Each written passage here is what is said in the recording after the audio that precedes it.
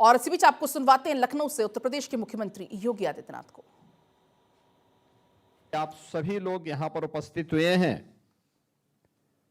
मैं सबसे पहले आप सभी बंधुओं का और पूरे घुमंतु समाज का हृदय से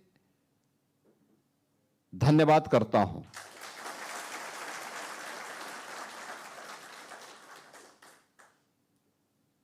आप याद करिए, जब 2014 में प्रधानमंत्री मोदी जी देश के प्रधानमंत्री बने थे, उन्होंने उस समय देशवासियों को कहा था कि बिना भेदभाव के शासन की योजना का लाभ हर एक तबके को देंगे, बिना जाति के, बिना क्षेत्र के, बिना भाषा के भेदभाव के बगैर।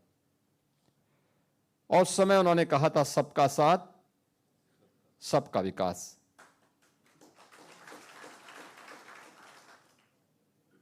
सबका साथ और सबका विकास का यह मंत्र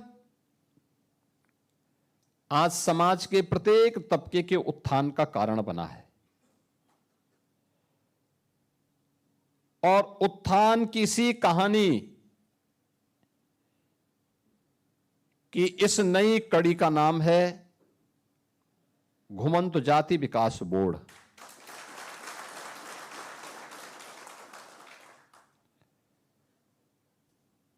वास्तव में जितनी भी घुमंतु जातियां वर्तमान में हैं देश के अंदर, यह सच है कि बाबा साहब डॉक्टर भीमराव अंबेडकर जी के कारण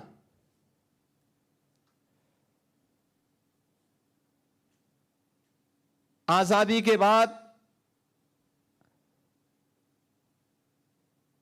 उन्होंने इस जाति को, जो अंग्रेजों की साजिश थी, जिन्होंने क्रिमिनल ट्राइब के रूप में इन्हें आपराधिक घोषित किया था, उस कलंक को मिटा करके बाबा साहब भीमराव अंबेडकर ने 1952 में देश के अंदर विमुक्त जाति इन्हें घोषित किया। याद करिए, अंग्रेजों ने यानी ब्रिटिशर ने इन्हें क्रिमिनल ट्राइब क्यों घोषित किया था? इसलिए क्योंकि इन जातियों ने अंग्रेजों का जीना हराम कर दिया था। भारत की आजादी के लिए बिना रुके, बिना डिगे, बिना थके जो लड़ाई लड़ रहे थे, उन जातियों को आपराधिक श्रेणी में रख करके क्रिमिनल ट्राइब के रूप में उन्होंने 1871 में इन्हें अधिसूचित कर दिया था। 1857 की प्रथम स्वातंत्र समर अंग्रेजों की चूलों को हिला दिया था। उन्हें लगने लग गया था कि अब बहुत दिनों तक हम भारत में शासन नहीं कर पाएंगे, और इसलिए उन्होंने उसके लिए उस समय जैसे ही प्रथम स्वातंत्र समर पर थोड़ी नियंत्रण करने में वे सफल हुए, उसको विफल करने में वे सफल हुए, तो उन्होंने उसके बाद जो रणनीति अपनाई, उन जातियों को चिन्हित करना प्रारंभ किया जो लगातार इस मुहिम में प्रत्यक्ष अप्रत्यक्ष रूप से भागीदार बन रहे थे। और तब 1871 में उन्होंने जो क्रिमिनल ट्राइब एक्ट 1871 बनाया, उसमें उन जातियों को शामिल किया जिससे उनके साथ एक कलंक लग जाए और वे समाज में कहीं भी मुंह दिखाने की स्थिति में न हो। लेकिन याद रखना, सत्य सत्य होता है। अगर सोना मिट्टी में मिल जाए तो वह उसका सोनापन खराब नहीं होता। अगर कुछ देर के लिए सूर्य के सामने बादल आ जाएं तो सूर्य की उष्मा के सामने बहुत देर तक बादल ठहर नहीं पाते। स्वतंत्र भारत में बाबा साहब भीमराव अंबेडकर ने क्रिमिनल ट्राइब एक्ट 1871 को तो समाप्त किया और विमुक्त जाति के रूप में इन जातियों को सम्मान दिया। ये अनुसूचित जाति, जनजाति, पिछड़ी जातियों में तमाम ऐसी जातियां हैं जो इन विमुक्त जाति के रूप में आज भी समाज के बीच में काम कर रही हैं। लेकिन इनके विकास के लिए, उत्थान के लिए जो कार्य होना चाहिए था वह नहीं हो पाया। पहली बार 2014 में, आजादी के बाद पहली बार 14 में मोदी जी ने इसके लिए एक आयोग का गठन किया। उन्होंने पूरे देश भर के लिए कार्य किया।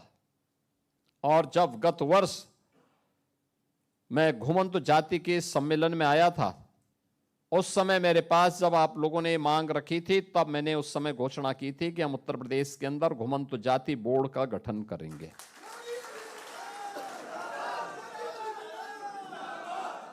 अब बोर्ड के गठन की प्रक्रिया आगे बढ़ी है। बहनों और भाइयों, पिछले 12 वर्ष में प्रधानमंत्री मोदी जी के नेतृत्व में भारतीय जनता पार्टी नेतृत्व की एनडीए सरकार केंद्र में कार्य कर रही है और भारतीय जनता पार्टी की एनडीए की सरकार पिछले 9-9.25 वर्ष से यूपी के अंदर भी काम कर रही है।